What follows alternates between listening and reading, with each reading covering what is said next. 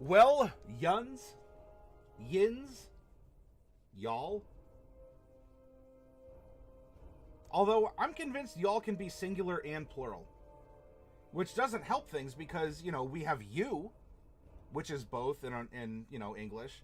And so y'all, you think, would be plural. But y'all is so close to you, it could also be used singularly. But yuns or yins, there you go. That is a tried and true plural in the common tongue. Syart, I'm working on a new character from the Dark Sun campaign. Yeah, please do share it, Syart.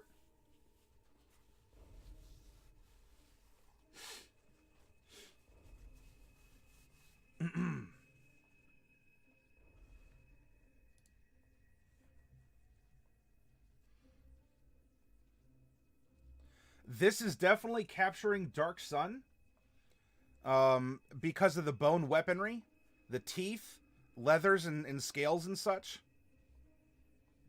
Oh, and I see the basis for it. Because, yes, in Dark Sun, if you all are not familiar with that campaign setting, it is... it's not that it's necessarily primitive, but metal is rare, as is water and vegetation. It's very much a survival, like survival by default campaign setting. Sire, I hope she's packing that special sunscreen.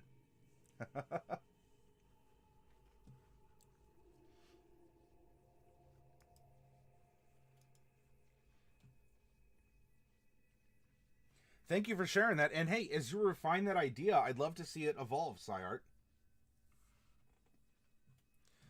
I'm very fortunate to be able to meet as many creative people as you all are, with art, with writing, with just all the things that you do, just as a player. I mean, you may work, you know, with a lot of people, you know, like a 9-to-5 office job, or you might work in a garage or something along those lines. But when you're here, you are contributing awesome ideas, and you're sharing magnificent stories that maybe no one ever would have suspected from quote-unquote someone like you. And that's what's awesome and empowering about this game, my friends. Who'd suspect that, you know, Susan the mechanic is able to, in her downtime, you know, when she's not, you know, getting greasy under a car, is able to come down and spin tales that span worlds. Or, you know, James, the 9-to-5 office, you know, the middle management accountant, you know, who seemingly kind of like Neo from in the Matrix, right? Oh yeah, you know, you work this job, you help your neighbor take out her garbage, but when he is at the table, he is the most like, he is a savage barbarian, but you know, darn it all, if he isn't also the most lovable lug you've ever had any sort of media exposure to. And you have a man who's highly intelligent playing maybe a not so intelligent, more impulsive character. You know, and so we all have these interesting ideas and stories, and the ways that we express it.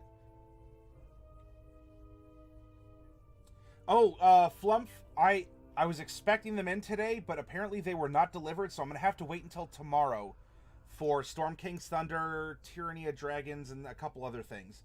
So for tonight, I only have 2 boxes, these 2, of Monster Menagerie 2 left.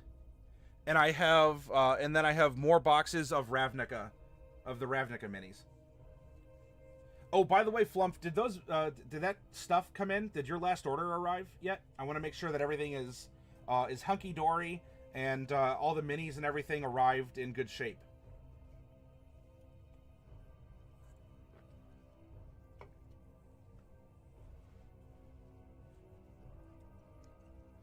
I will say, though, Flumph, if you want to... It is all there? Awesome. If you do want to get a Flumphy tendril in the door, if you want to sponsor boxes, I mean, because we're live, if you want to sponsor boxes now in front of everyone, you can do so and sort of get first dibs on the bricks that I'll be getting in. But I'm going to leave that up to you. You don't have to. And I'm not even hinting like, well, you better, because I have 20 people lined up. But if you wish to do so, kind of like what Captain Milne did, he tried to sponsor one, and I had just recently ran out. But you can get first dibs on it, should you so wish. Boy, we have had an awesome conversation so far. You know, talking about, you know, just magic, contemporary notions, economy, political science, philosophy, sociology, art, you know, the humanities. I don't know if we've really had any hard sciences brought up, but I'm sure it'll happen. Oh, we're going to do math shortly. We'll do some arithmetic on our character sheets. I really appreciate it, says Syart. Lately I've been familiar with Dark Sun in 2019. I want to start a Dark Sun graphic novella. Ooh. Well, you know, practice now, get familiar with it. And you know, Syart, if you ever need some advice, some reflection on content, you know, or on your artistic style, you know, that can be provided. But we're here. If you want to bounce ideas off of me or any of the others in the community, that's kind of, actually, that's how we got on all these tangents, is just how awesome all of you are. And how communicative and just, pardon, you all are a very wonderful and unique Twitch community. And I don't say that at the expense of other communities. I mean, we can all think of, you know, good or bad examples. But here, right now, with those of you who are here, and even those of you who, you might be watching Critical Role right now, or working, or who knows. But for those of you who have graced the community, I am very appreciative of you. Rhodey, you're a mess. Well, then you're a beautiful mess, Rhodey.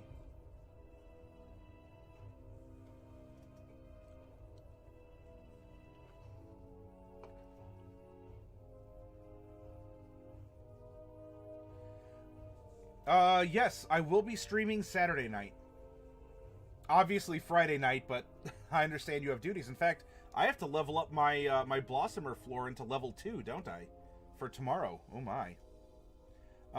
But yes, so I need to do some homework of my own for D&D time, and on Friday. But I will be streaming on Saturday as well, because that's when we're going to be making our campaign.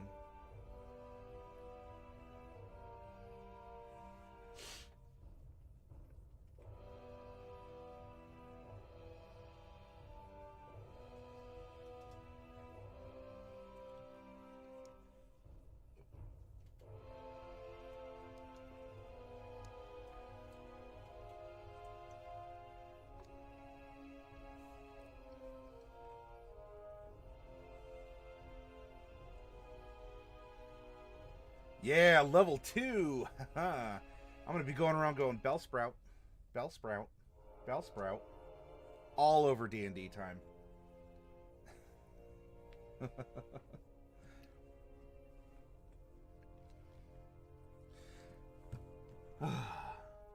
And also, Trust a Flump, if you do sponsor some boxes preemptively, if you don't mind which ones are opened, I'll just cut the 2 off the end like I would normally, and I'll save those 2 aside for you. But if you have particular numbers of the boxes you'd like, you can roll 2d8, or just tell me 2 numbers between 1 and 8, or however many you want to sponsor, and I'll make sure to carve those out of the brick for you. And then, you know, your fate will be your own.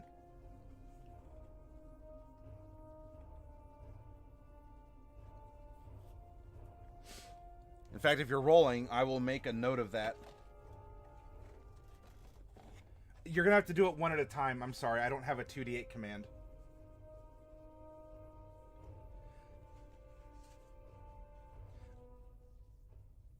Exclamation point 1d8.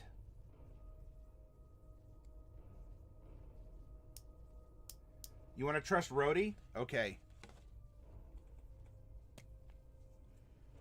3 and 5. SKT number 3 and 5. Oh. Okay, let's get 1 M2 tonight and 2 SKT for Saturday if that's okay. There we go. There's a reminder. You are locked in. You get first dibs on number 3 and number 5.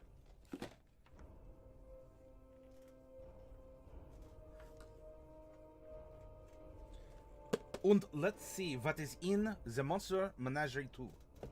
Zwei. Yeah, Flumph, the German accent is on par. You are rocking it, sir.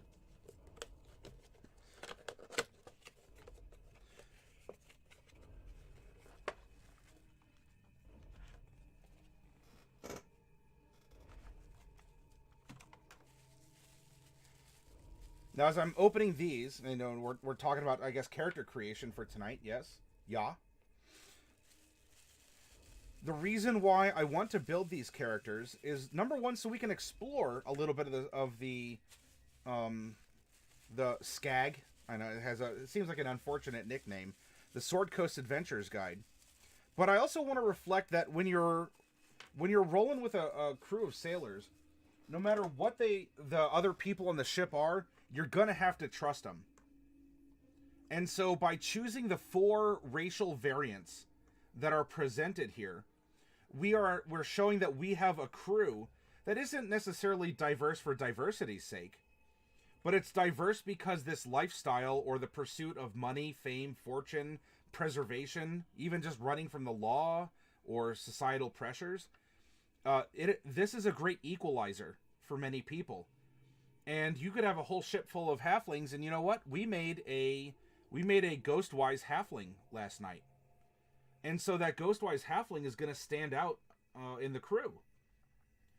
And when you're playing in a campaign that is featuring, you know, folks of different backgrounds, there are going to be misgivings. There will be mistrust. Or someone's going to feel like the odd person out. And yet it's an amazing opportunity for them to prove themselves with the rest of the crew, and to endear themselves, and to show not all Ghostwise halflings, or tonight we're going to be making an Asmodeus tiefling. Not all Asmodeus tieflings are going to be the same as what you'd expect from other tieflings, good, bad, or indifferent, because there's examples all across the board. All right, let's begin before I cycle back into our conversation about politics, philosophy, the humanities. We're going to start with another red dragon here. Look at that red dragon. Isn't that fearsome? And don't you let him catch you calling him otherwise.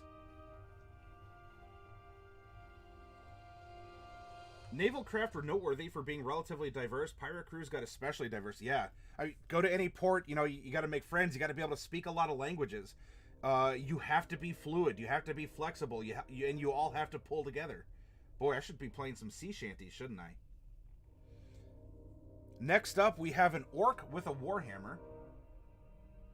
I mean, so far out of Volo's guide, we have 2 sailing options, right?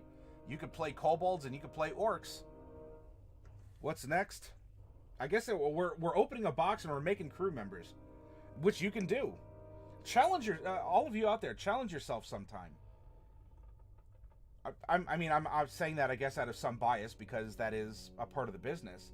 But even if it's not through me, go to your local game store, or, you know, support them. Throw down 10, 15, 20, whatever they're asking for, whichever sets they have. And challenge yourself.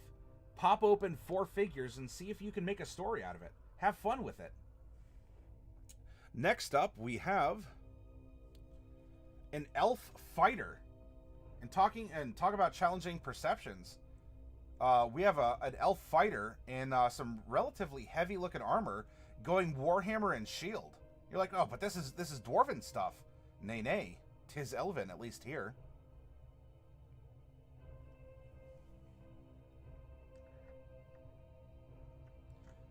And lastly, we have the big boy out of the box.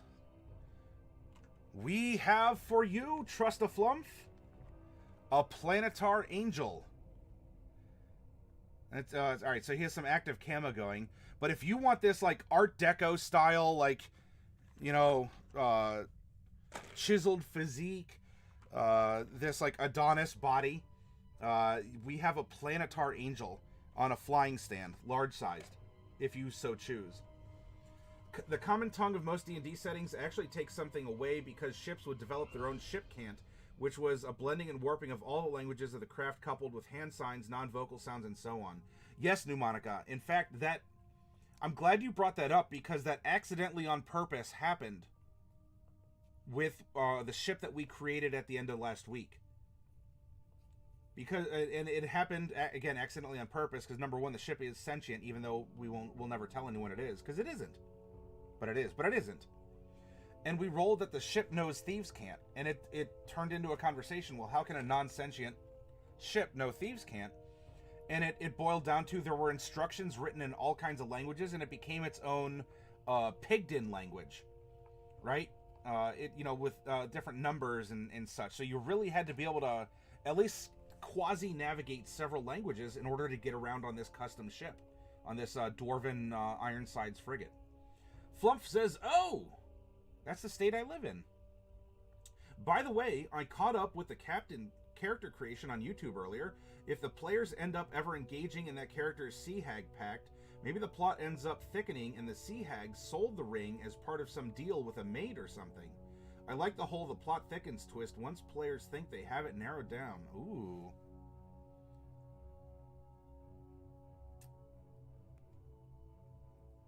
What a twist. And then going after a marriage. Wait. We're that would be interesting.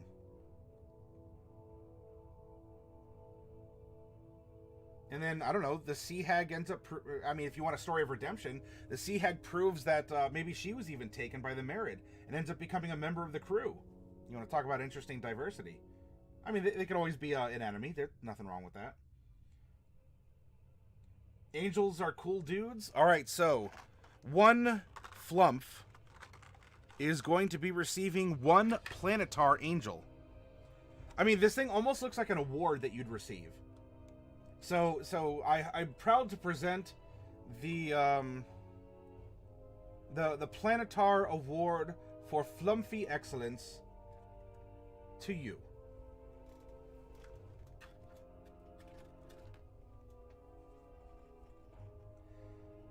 Rhodium, look at the Straw Hat Pirates. They have the son of a revolutionary as a captain, a Ronin of unknown origins for a first mate, an orphan thief that controls the weather for a navigator, the son of a pirate as a marksman, a prince from an evil organization as a cook, a half-human, half-reindeer for a doctor, the victim of a genocide for an archaeologist, a cyborg for a shipwright, and a living skeleton as a musician. You want to talk about diversity, huh? Hopefully there was no spoilers in there that I just shouted out. Trust the Flump says, I have need for an angel in an upcoming live game, so it works out well for me. Good. Good.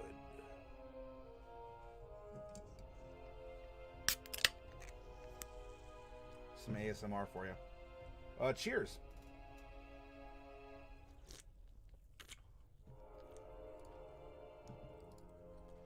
Alrighty.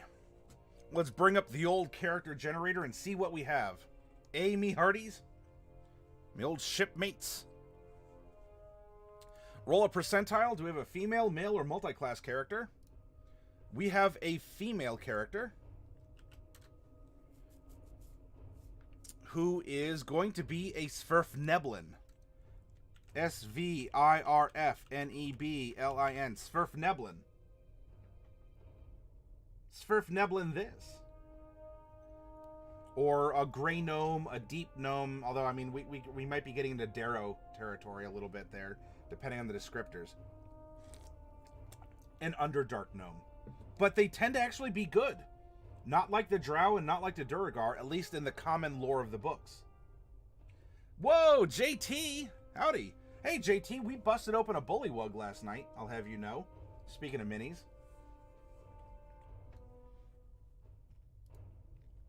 All right, a female Svirfneblin, which is fun to say it 10 times fast, of the alignment 2925, a lawful good. The swamp army grows. I think there's two hanging out in the orphanage. Lawful good alignment. And we're going to generate her at level... let's see. Actually, I got to plug in my earphones real quick. Hi, you want to come up and see people? Come on.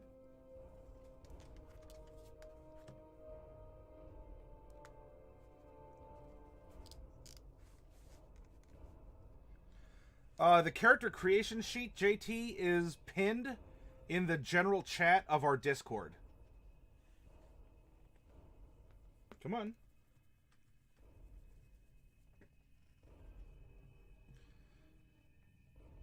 All right, we're going to generate her at level...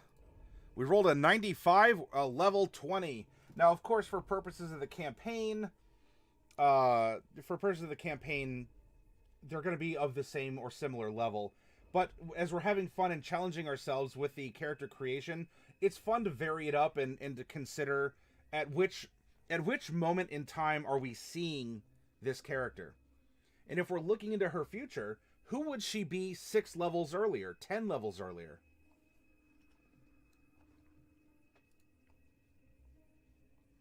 Now, she's going to, unless we roll fighter, is going to have 5 ASIs or ability score increases, improvements available, or stat bumps.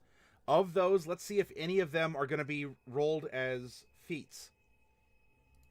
With an 87, yes, 3 of her 5 are going to be feats.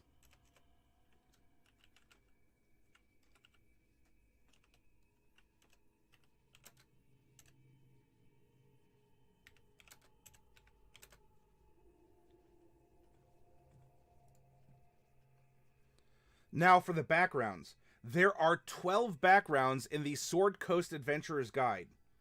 They are going to contain their own information, but they'll also reference us to Chapter 4 of the Player's Handbook. So, class, I hope you have your Sword Coast Adventurer's Guide, but even more importantly, I hope that you have your PHB open to Chapter 4. In fact, let's go to those real quick. Backgrounds. And we're going to roll a D12. 9. 1, 2, 3, 4, 5, 6, 7, 8, 9. A mercenary veteran.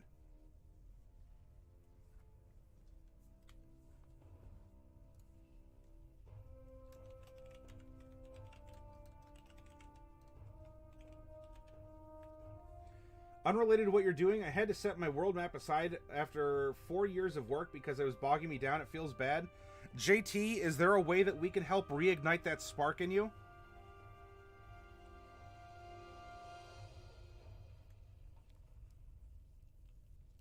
Also, my cat is being a wonderful 3D mouse pad for me right now.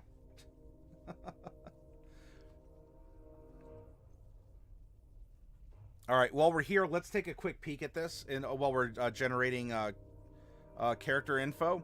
Skill proficiencies, athletics, and persuasion.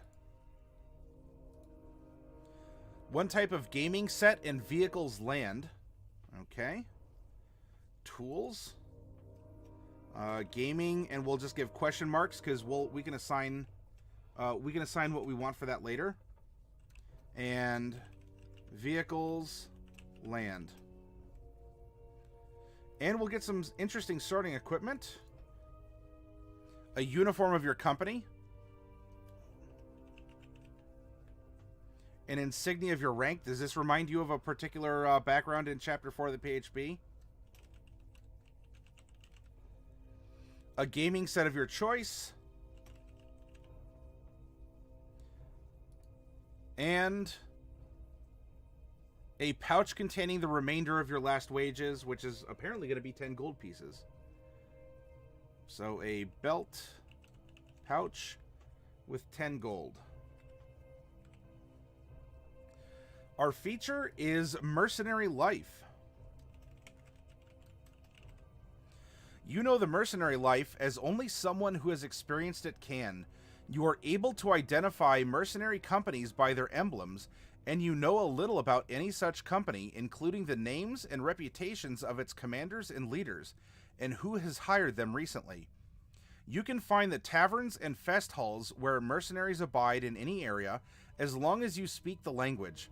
You can find mercenary work between adventures sufficient to maintain a comfortable lifestyle. And it's a nice direct reference to using downtime, which I do hope that many of you get the opportunity to do as PCs or offer as DMs. Hey, Daily. Yeah, 10 golden wages. No wonder we started sailing. I'm sorry, and I lost a little bit of conversation here. Trustaflump says, nah, JT, it's a good thing. Always take a break for a few weeks and come back with a fresh set of eyes. JT says, I get too involved in minute details and need to focus on the larger things. Well, JT, we're going to be doing some map making this week if you think it'll help refresh you or reset your observations of your own world. And Tri-C, Coffee Cat Comics is here. We're having an awesome night so far, Tri-C. In fact, if you stick around for the next part, unless you're going to bed or whatnot, we're going to make an Asmodeus-style tiefling as our next crewmate.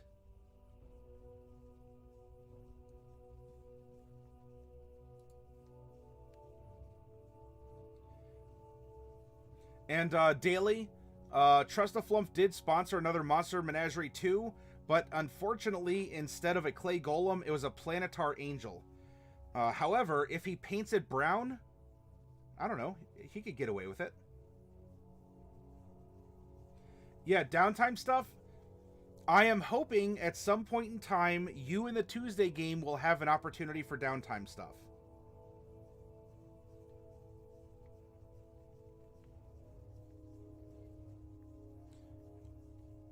All right, now this is referencing us over to Soldier for the characteristics. Is the basis for your traits and motivations, modifying the entries when appropriate to suit your identity as a mercenary. Player's Handbook, let's go to Soldier. Now, if we wish to have a specialty, you know, maybe Mercenary Veteran is its own specialty. If you wanted to roll a D8 on top of that, I don't know if your DM would necessarily have a problem with it. But let's come down here and gen these stats up real quick. 1 and 4 for the personality traits. 6, 5, 4 for an ideal, a bond, and a flaw. And we'll come back to that shortly. Let's finish with the RNG that is necessary. Now it is time to roll the D12 and determine which class our new crewmate is going to be. I want to make sure that if we... I want to land on a class that has a SCAG variant or a SCAG subclass in it. That way we're having these crewmates stand out amongst the others who might be, you know, a normal sailor background or, you know, a shadow monk or things along those lines. So let's roll a D12. We know that Druid doesn't have anything special. So if I get a 4, again, I'm going to have to re-roll. We rolled a 7. Ooh, another Paladin. That is going to be a Paladin of the Crown. Or Oath of the Crown, I should say. Paladin, Oath of the Crown. I would like to say that having paladins aboard your ship is a good thing because of their auras and how tightly packed so many people have to be on a vessel. That when you can suppress fear and you could grant major bonuses on saving throws, let alone any other auras that you pick up through your class, subclass, or as a spell. Your paladins will put in work on a sailing vessel.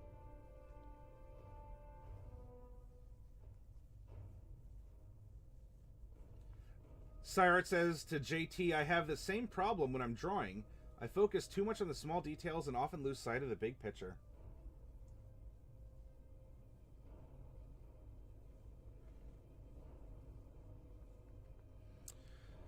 The Paladin fighting style. Our other one was defensive. Let's roll a d4 and find out. 3. Great weapon. Oh, this ship already has a lot of great weapon users, and oh goodness. Oh goodness. Woe be to any who want to board this ship.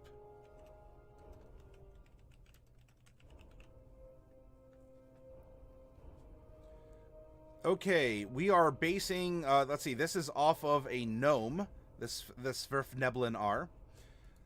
We're starting at 2 feet, 11 inches, and we're going to add 2d4 to her height.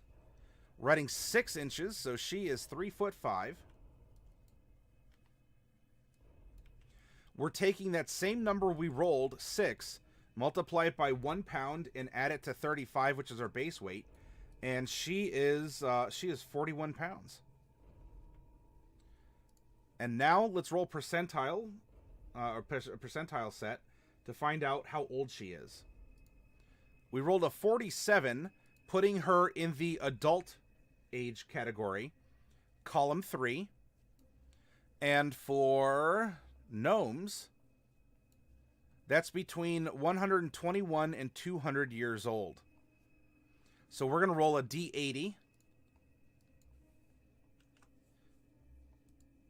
We rolled 22, so she is 142 years old as an adult. You know, this is about the average of age that we've been getting of our crew. So they might have been sailing for some time.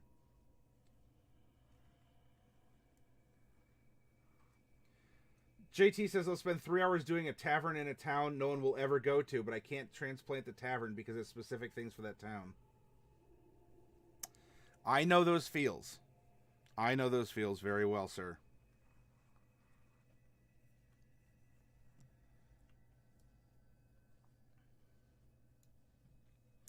Okay, we have finished our random number generation for the Svirfneblin.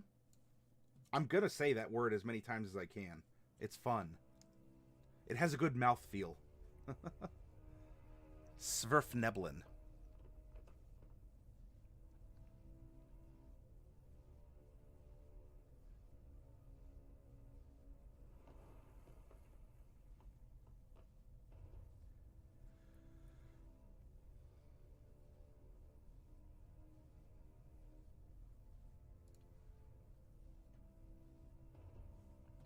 Now it's time to...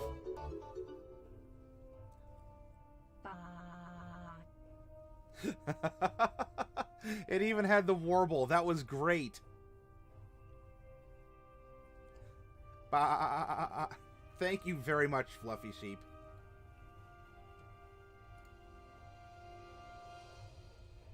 Every one of those counts. Because remember, this coming Wednesday is when we're going to have our raffle. Bear that in mind. We will have a raffle, and you'll get to keep all 4 figures in the box if you win. It was. Lots of sheep and whales.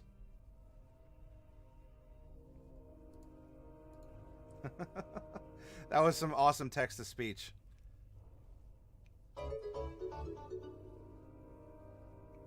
Oh, you relate to it, Primer, not telling me my subscription is out. Well, thank you very much, Flumph. From the bottom of my cat here. As you can see, he's occupying my heart right now because he has his, like, he's braced against me. Laying on his side on, like, that much desk. But he's a cat. If he fits, he sits.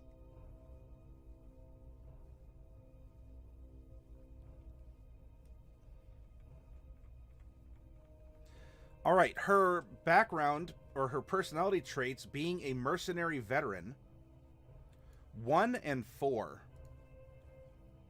1 is as follows. I'm always polite and respectful.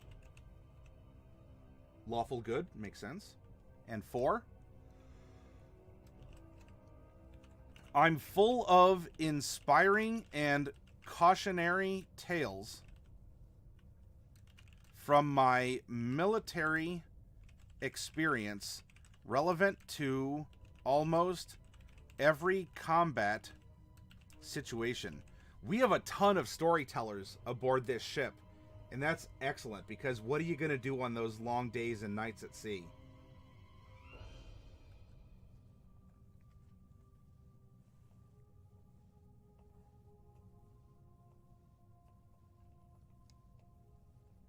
He's happy. Her ideal is number 6. Nation.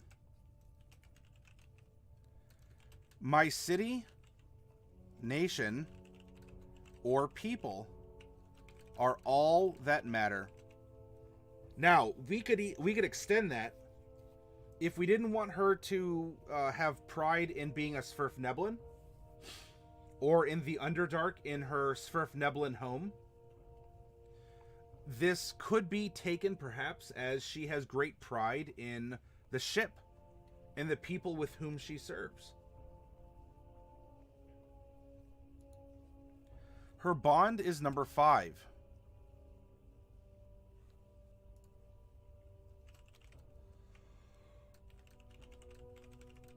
Those who fight beside me are those worth dying for.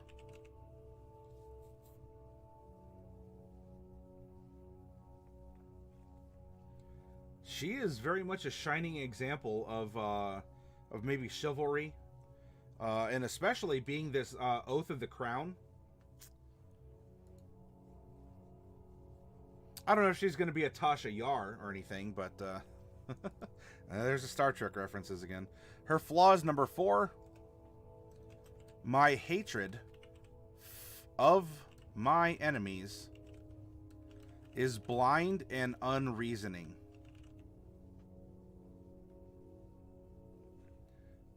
Just as much as she loves her crew or her people, she absolutely abhors her enemies. I suppose her crown is the captain. I think we can interpret it as such, Flumph. Although I could foresee where there might be some crew that come aboard and they have an allegiance perhaps to they have an allegiance to another power, whether it's a deity or whether if it's to a crown of another nation. But they're serving aboard the ship as some kind of an envoy, a monitor, a monitor. Hey, JT, thank you for noticing us. Oh, Senpai has noticed us. And for anyone who wins that raffle, I sure hope that they thank you all as well. Because your support of the channel does go into being able to provide those boxes to raffle off.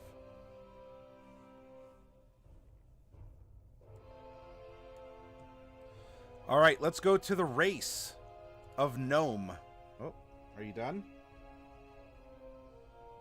Is there a cuddle time over? Guess it's over. No more cuddle time. All right, intelligence increases by 2. Our size, we are small. SMOL. Oh, pardon me. Our speed is 25 feet. 12-12-0. We do have 60 feet of dark vision. You have advantage on all intelligence, wisdom, and charisma saving throws against magic. Is that pretty good for a paladin? Yes, it is. Languages. Common and Gnomish. And now for our subrace as a Svirfneblin. Go back to Sword Coast Adventurers Guide. Collapse that. Go to Gnomes.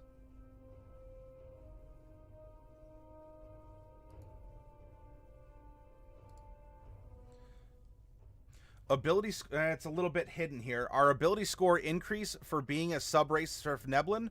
Our dex increases by 1. An int dex paladin. Your dark vision has a radius of 120 feet. Oh my. There that goes. Stone camouflage. You have advantage on dexterity stealth checks to hide in rocky terrain.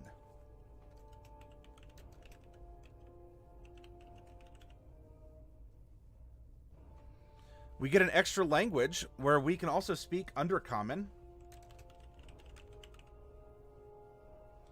And there we go. Now, we can take feats. Remember, we rolled that we're going to take 3 feats instead of pure stat bumps.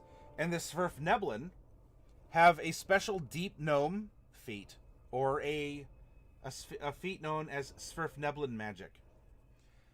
You have inherited the innate spellcasting ability of your ancestors. This ability allows you to cast non-detection on yourself at will without needing a material component. You can also cast each of the following spells once with this ability: Blindness, Deafness, Blur, and Disguise Self. You regain the ability to cast these spells when you finish a long rest. Intelligence is your spellcasting ability for these spells. And I think that would be an interesting concept to have a racial feat, as it's a part of this supplement, to take Svirfneblin Magic.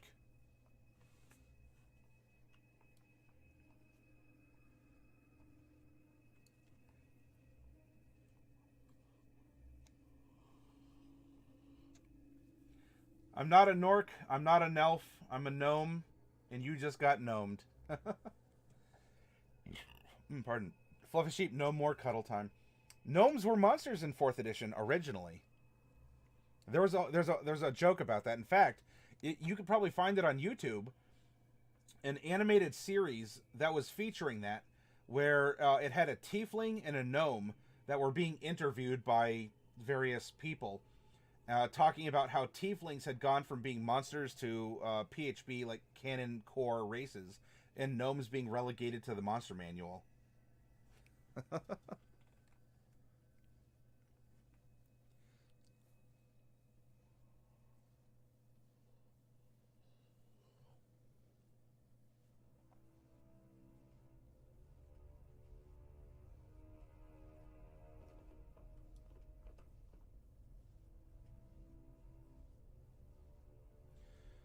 All right. So, well, we filled in a feat, and we also filled in our racial qualities. Now, let's proceed to Paladins. Here's Oath of the Crown, and we'll get to that in a second, because I want to go through what being a Paladin, what all Paladins get, even if you're an Oathbreaker, in the player's handbook. By level 20, maximum level here, we have a proficiency bonus of +6. 4, 3, 3, 3, and look at that. Oh, 2 5th level spells. We are a full half caster.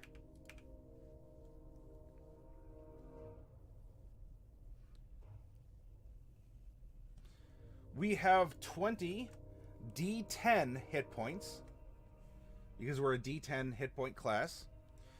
Armor, all, and shields.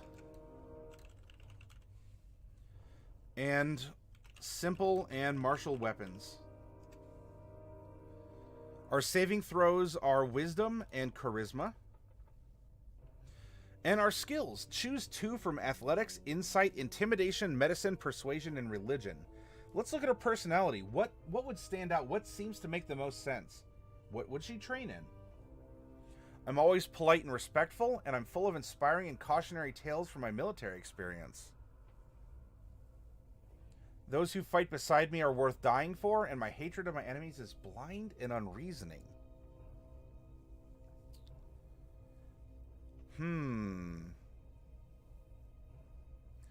If it's blind and unreasoning, intimidation may very well be a skill that she takes.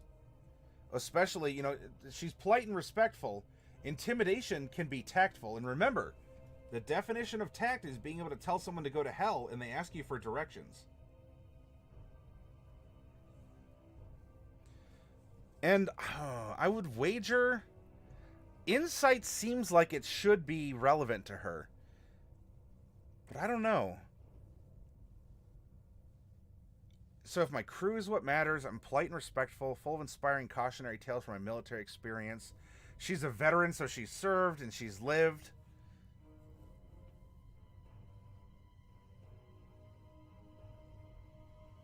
persuasion. Maybe persuasion and intimidation. Oh, she already has persuasion.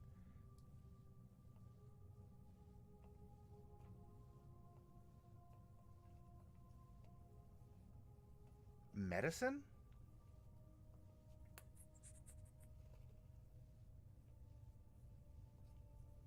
Worth dying for? She probably wants to prevent that from happening.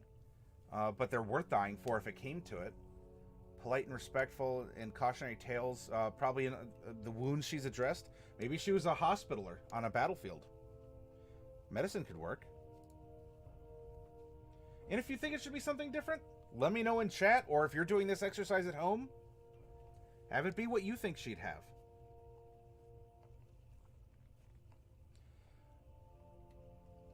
All right, now, for the starting equipment, we're generating a level 20 character. We can go through the rigmarole and put her in chainmail with a shield and all this. Honestly, by level 20, is she going to have her starting chainmail? Maybe not. I mean, she'll have a high AC. So if we go through the motion and let's say that we... Well, actually, I don't know if she'd have a shield, right? If she wants to go great weapon fighting... then we might give her that feat that will let her reroll some damage.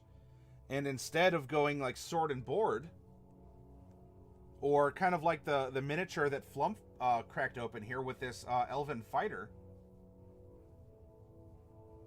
who's going Warhammer and shield.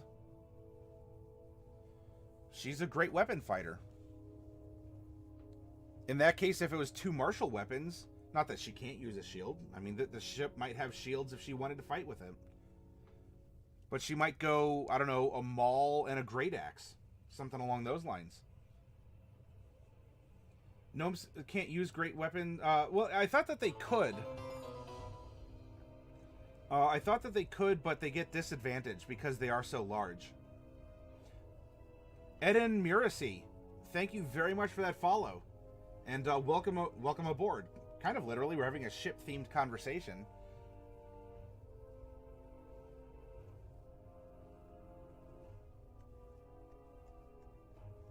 Oh, that's right. The heavy is against a small. So the longsword, so something along those lines. Yeah, the longsword is two-handed, and a warhammer and some other things I think can be wielded are versatile. Though still... I still would love to give her a greatsword. You did bring up a good consideration. Let's take a look.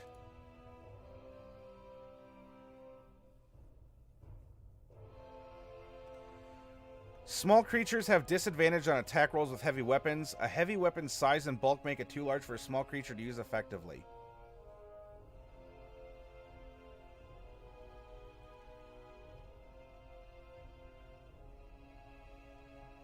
I want to find a way to make that work. I'd love to see this little gnome just running after someone. In being, you know, effective. I mean, she could pick it up and use a greatsword. Nothing's stopping her. It's just not as effective for her, but still.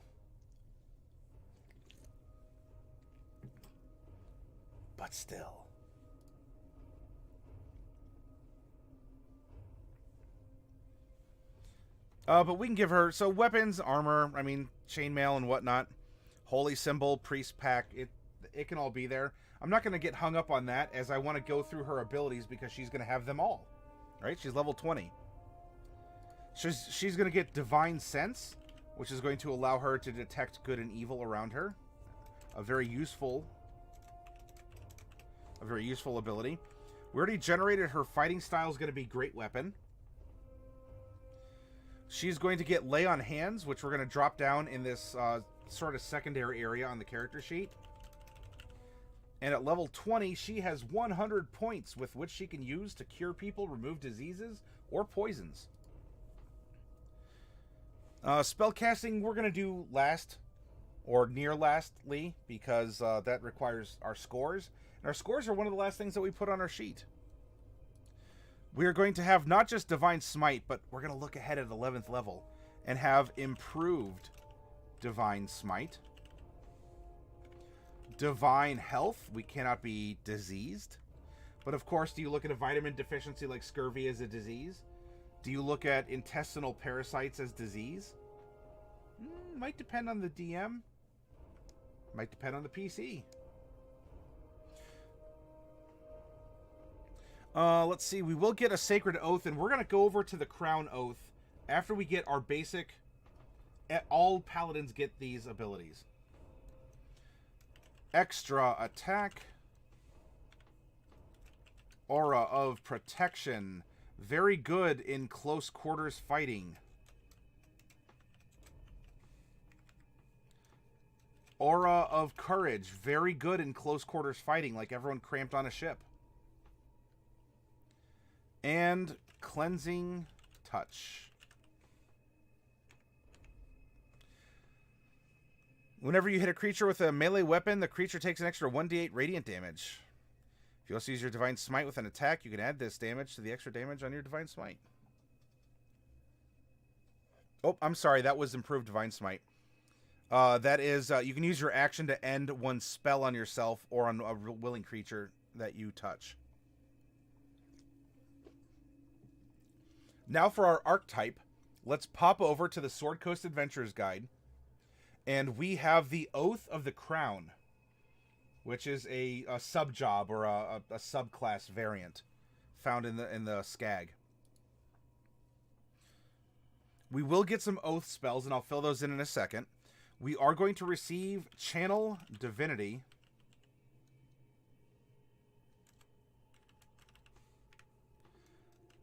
Champion Challenge.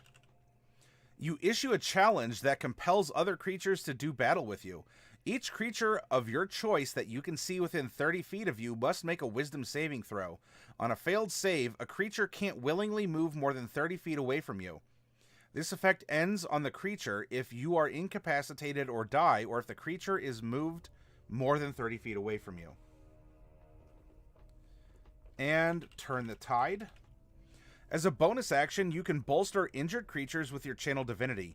Each creature of your choice that you can that can hear you within 30 feet of you regains hit points equal to 1d6 plus your Charisma modifier, minimum 1, if it has no more than half of its hit points. Again, how awesome is that in tight quarters? A lot of the ships in the Unearthed Arcana supplement are 20 feet wide. So think about that. You could still use a longsword versatile, though I suppose that's not really the same. Hey, she has aspirations. Maybe she wants to be the first gnome, let alone of the first Svirfneblin, to be able to successfully wield a greatsword without detriment. Wouldn't that be a fun campaign goal for this character? At level 7, we get Divine Allegiance. Starting at 7th level, when a creature within 5 feet of you takes damage, you can use your reaction to magically substitute your own health for that of the target creature, causing that creature not to take the damage. Instead, you take it. This damage to you can't be reduced or prevented in any way. At level 15, we get Unyielding Spirit. Starting at 15th level, you have advantage on saving throws to avoid becoming paralyzed or stunned.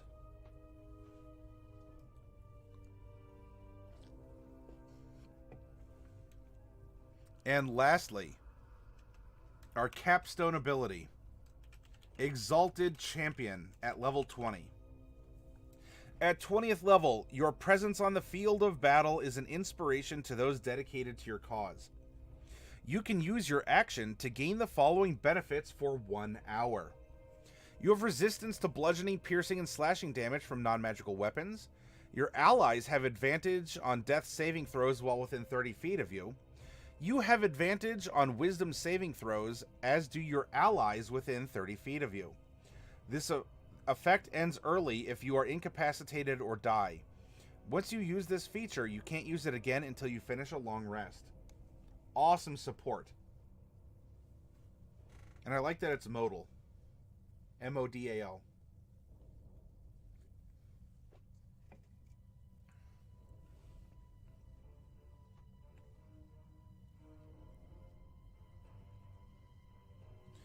All right.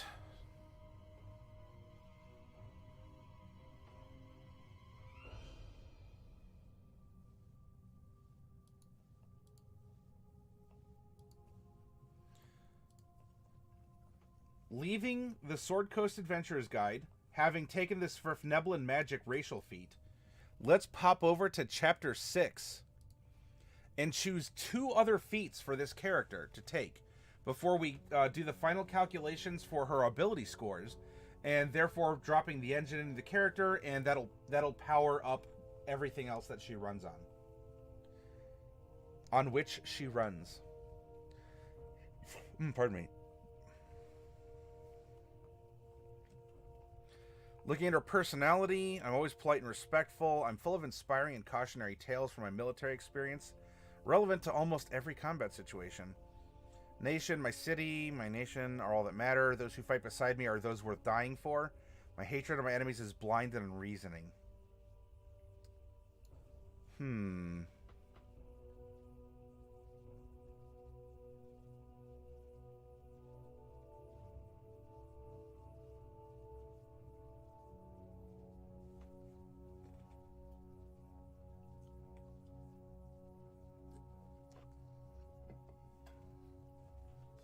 She has these auras.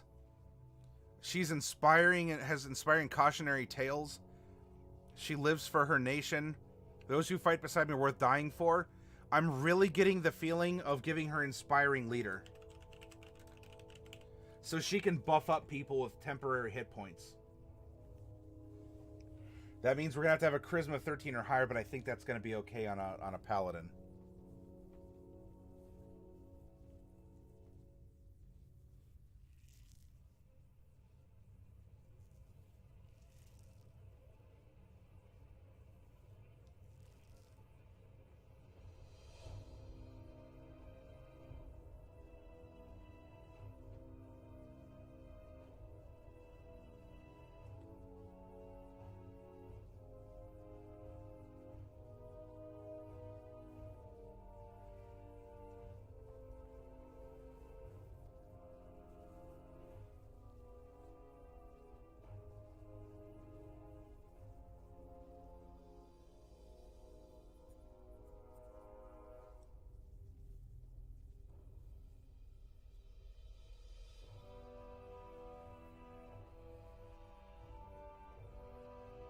Ooh, Savage Attacker could work.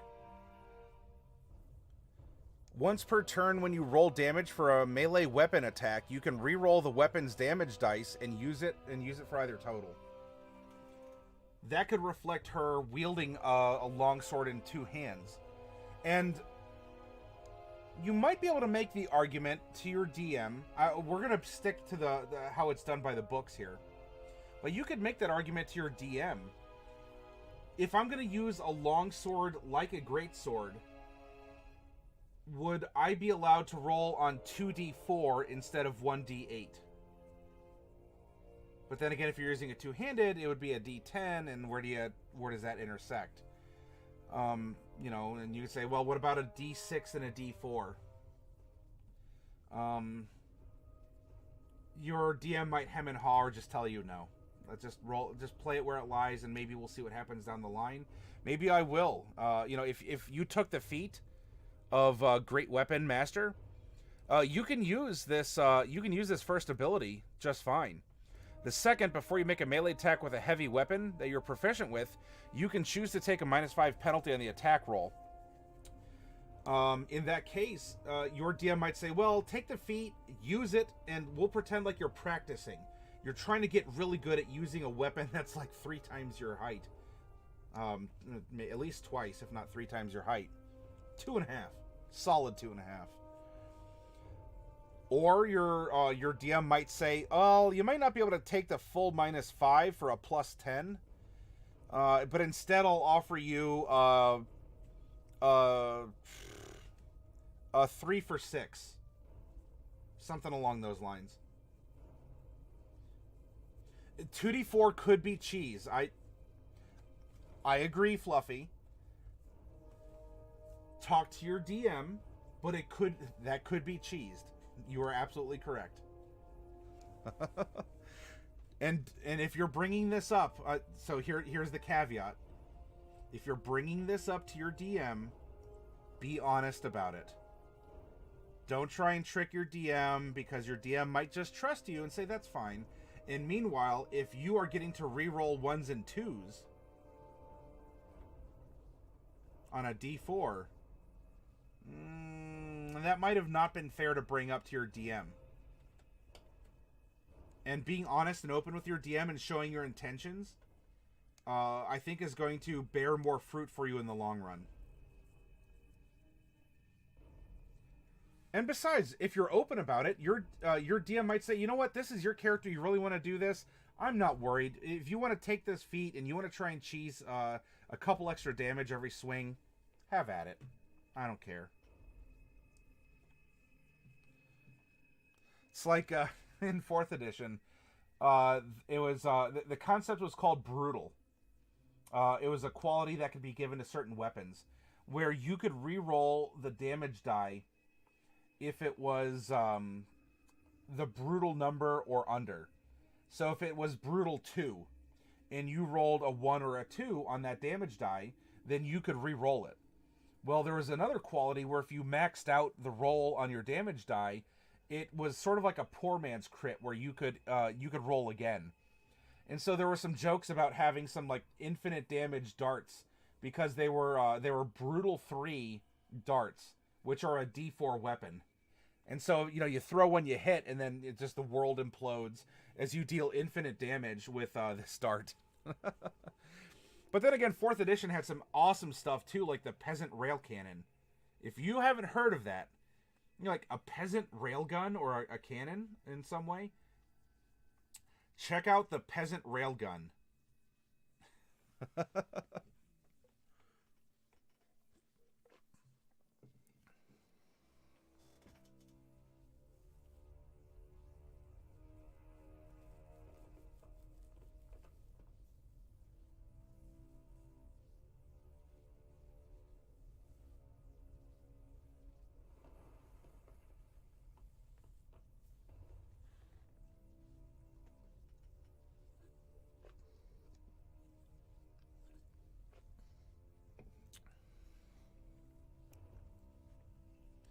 Let's give her Savage Attacker.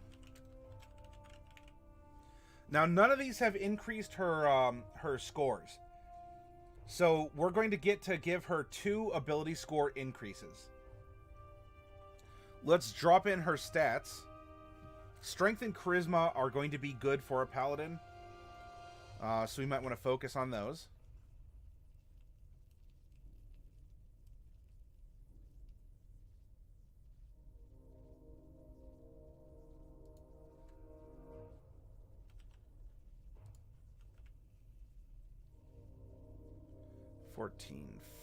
So that's a 15, 14.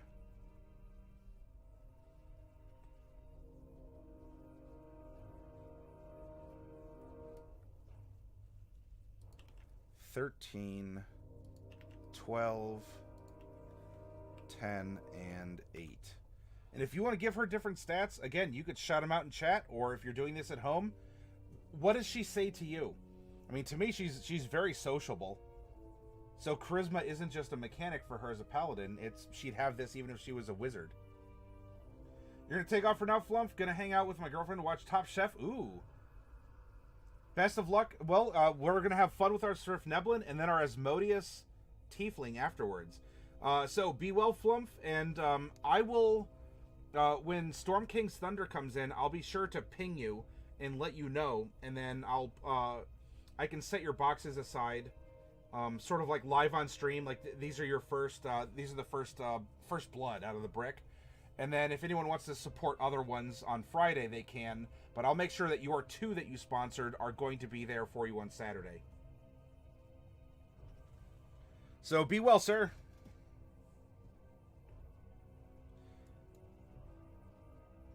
Dex is 9. Int is 14. And there we go. So we get 2 ASIs. Let's pump 1 into strength for sure. You could argue the second one should probably go into strength. The magic, that Svirfneblin magic can do some interesting things too. But if you like round numbers, You could also just drop 1 in wisdom and 1 in charisma. Having a high charisma like this isn't necessarily bad either, because you'll have some spell options, which could empower you. But, you know, consider it. It's difficult to make a non-functional character in 5th ed, but you definitely don't need to have an optimal character in 5th ed. Especially when your proficiency bonus can really do a lot more. Can put a lot more work over time than your ability modifier, at least when it comes to attacks. Ooh, pardon me. So let's see where this ends up. 3, 3, 2, 2, 0, and -1. Plus, a character like this is going to be able to give you a lot of stories at the tabletop.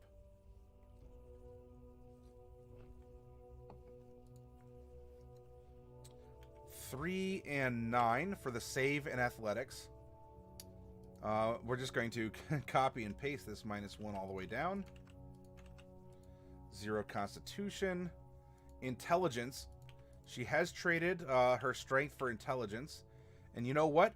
Depending on the player, you might use your intelligence to make sure you're attacking with advantage as often as possible, getting the drop on people, fighting more intelligently, which can cause more advantage, which is statistically a +5. Something to think about. And work with your DM on.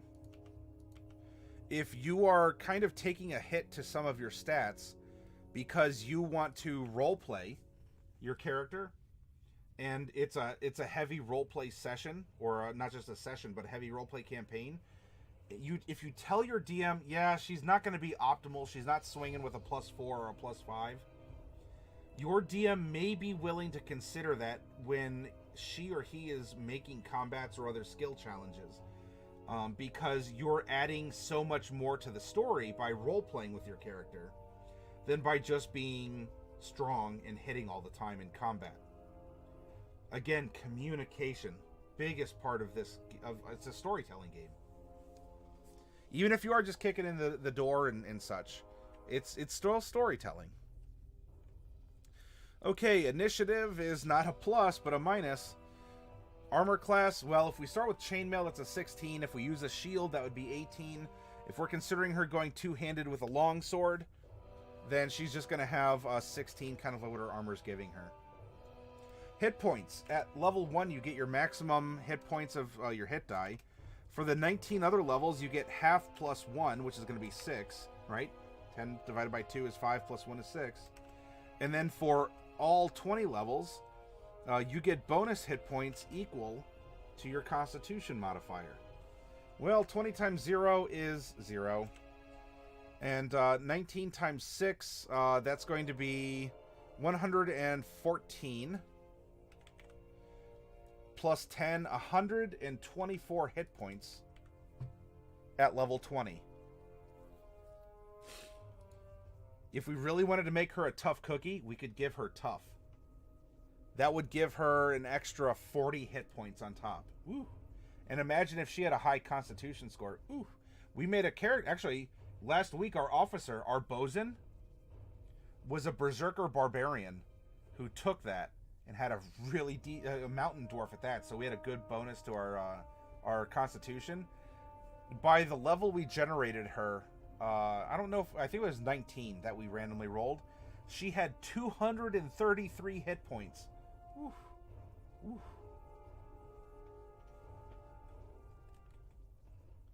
Passive perception is 12. 10 plus your perception modifier. And you know what? Ladies and gentlemen, she has earned a name. She is no longer a set of stats.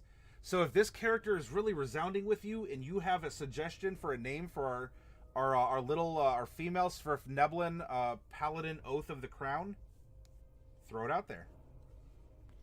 A name, a nickname, even a concept about the position she's serving on the ship. So if we could just generalize and say if she's attacking with a strength weapon, she's going to be getting a +9. If she was attacking with a dex weapon, well, that would just be a +5 to hit. We know no cantrips. However, if we do make a spell attack, we are proficient in charisma, so that's going to be a +9. And then to calculate your DC, your difficulty class of the save against your spell effects, you simply add 8 to the attack. And there you go. It's Dragon's Breath to save against Monk's key abilities. It's 8 plus proficiency plus ability modifier.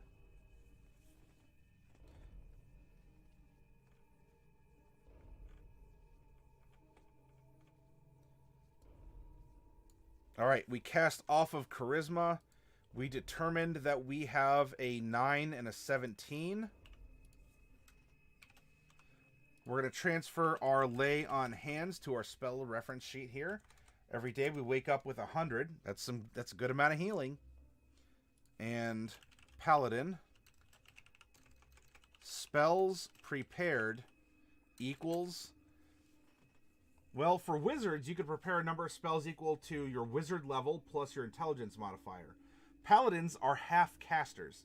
HALF, half casters. So it is half your paladin level, so 10 plus your charisma modifier, which is 3. So we can prepare 13 spells on top of our oath spells, which are always available to us because we swore that oath, and our oath is a part of us. Think of oath spells like domain spells for clerics, circle spells for druids, or dare I say, and I shall dare, invocations for warlocks. Because warlocks aren't that far off. 4, 3, 3, 3, and 2. Oath. And we're going to copy and paste this.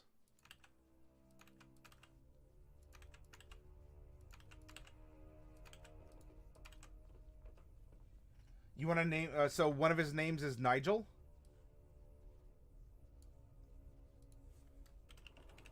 Nigel what?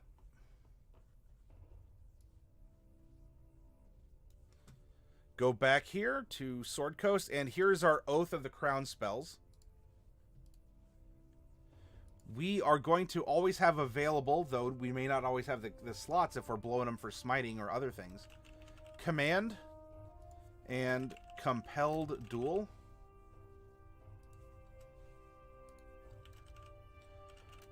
Warding Bond. Zone of Truth. Aura of Vitality. Spirit Guardians. Banishment. Begone Fiend. And Guardian of Faith. And lastly, Circle of Power and Gaius.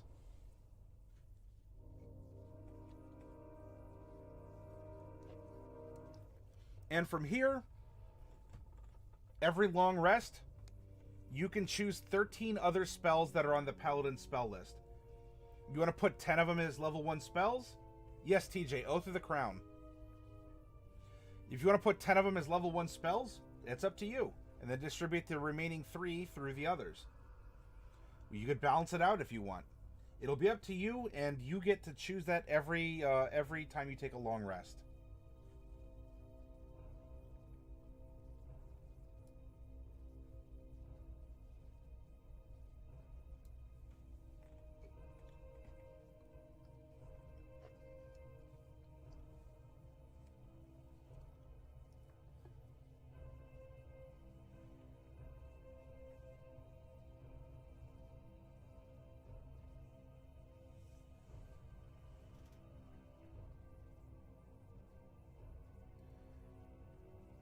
So you want to name her Nigel Stumblefoot?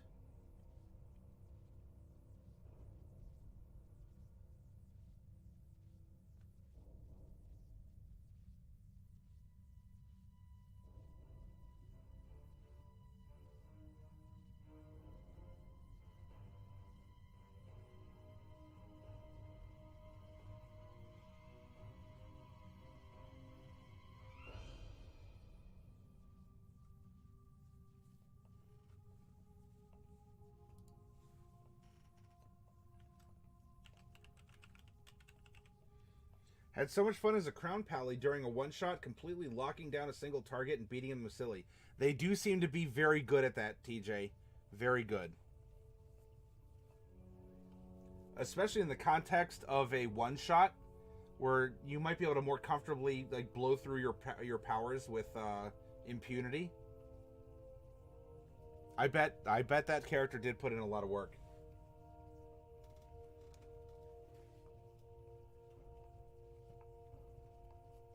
Okay, so here's our female Svirfneblin Paladin, Oath of the Crown,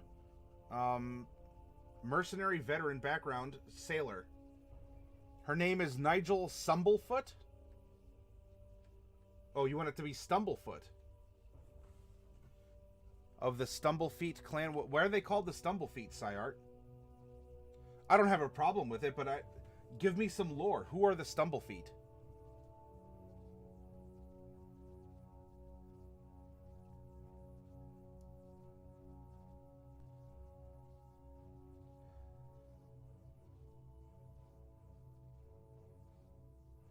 You played them as a chav?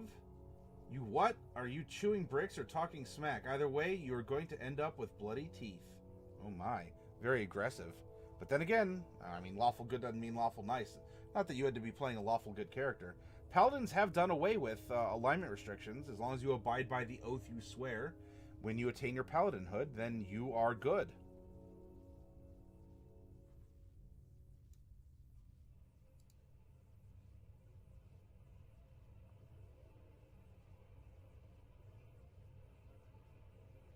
Alright, so this is our character.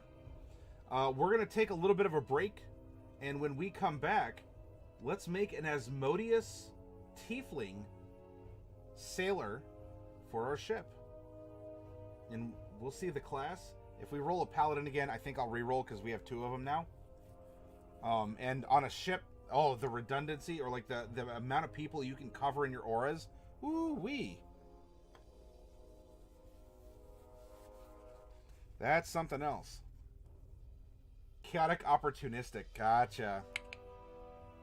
So let's meet back in about 10 minutes, and we'll create our Asmodeus Tiefling.